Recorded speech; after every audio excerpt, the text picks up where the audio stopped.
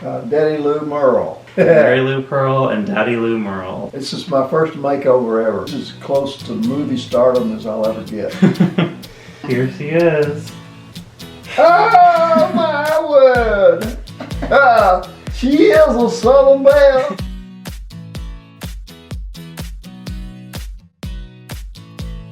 So what about this trip prompted you to want to do the makeup? I had no new interest to my bucket list. What would I have looked like if I had been a saloon girl in the Old West? Well, we are going to answer that question today. When my dad told me that he wanted me to put him into drag, I was like, who are you and what have you done with my dad? And when I asked him once, Dad, what has been your exposure in the past to queerness or something related to drag? He was like, really, I didn't have any. I just heard what I was told at church growing up. Gay people were victims of sin. Oh, that's evil, that's bad, you don't want to be that way. If you're that way, you better not act like that. When I first started doing drag, my dad, who's someone who never has told me how to live my life, was like, why are you doing this? Why are you dressing up like this? This is disgusting. This isn't normal. Why are you putting this on the internet? This is going to hurt your career. He was very, very critical, and there was a lot of really hard conversations that we had where a lot of tough feeling came up between us.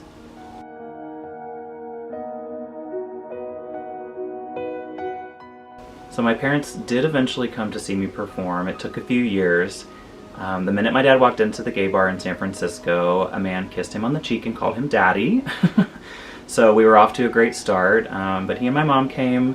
They saw the show. They were definitely uncomfortable, but they did it. And I was very proud of them and really grateful that they took the step. I was trying to remember when you and Mom came to that show at the Edge.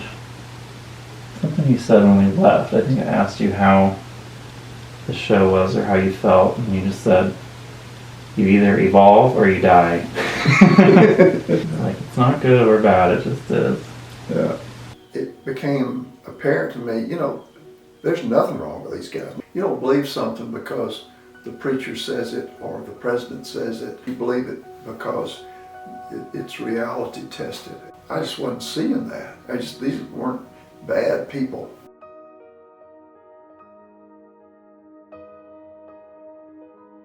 Did you say earlier you'd be ready to sing opera? Yeah, it makes you look like I should break into an operatic. Figaro, Figaro, Figaro. 66, never too late. Oh, sole mio.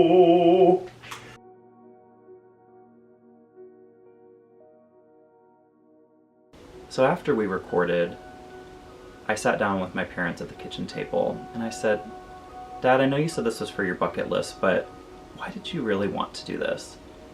And he said,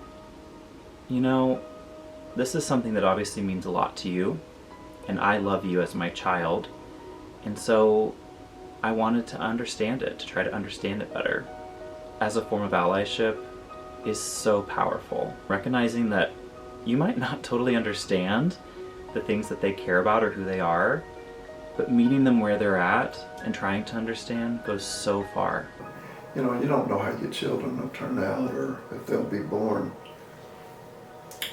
to be like you want, and you're born like I want.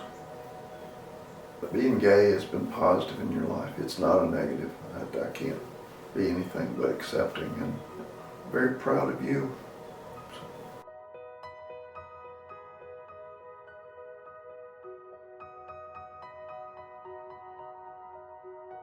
I think we all, in different ways, hit points in our lives where we can continue to believe what we've always believed, or we can challenge ourselves to be open to new things and changing our perspective.